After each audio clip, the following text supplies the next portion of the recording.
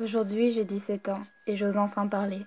Parler de cette réalité qui touche bien plus de personnes que nous le pensons et qui, hélas, ne m'a pas épargnée.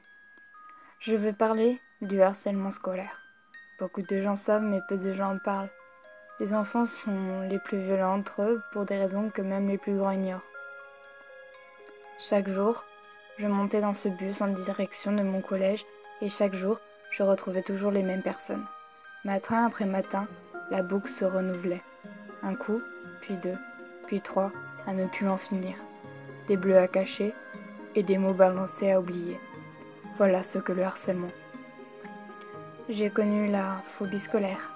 Ce n'est pas une invention de l'enfant, mais bien une maladie. La peur des autres et des lieux bondés d'enfants. Vous ne pouvez pas imaginer ce que c'est avant de l'avoir vécu. Se rendre malade pour ne pas prendre ce foutu bus en direction de l'enfer. Voilà notre quotidien.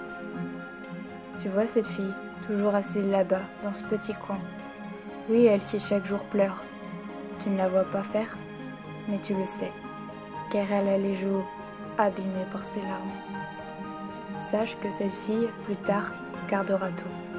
Elle se souviendra des noms de ses harceleurs, de leurs regards et de leurs rires quand ils s'amusaient d'elle. Elle se souviendra de tout, mais ne pourra rien dire. Non, pas par peur de ne pas être écoutée, mais par honte. Oui, bien par honte. Elle a honte d'avoir subi ça. Elle a honte d'avoir pleuré pour des cons comme vous. Honte des regards et des mots subis. Mais c'est vous qui devriez avoir honte de faire subir tout ça à quelqu'un. Cette fille ne pourra plus se regarder dans un miroir sans se trouver grosse et laide. Tout ça parce que vous lui avez dit qu'elle ne ressemblait à rien et que personne ne voudrait d'elle car elle était grosse comme une vache. Elle n'arrivera plus à faire confiance en ce garçon qui l'aime à en mourir mais n'arrive pas à lui prouver à cause de vous. Elle n'aura plus jamais confiance en elle ni en ce monde.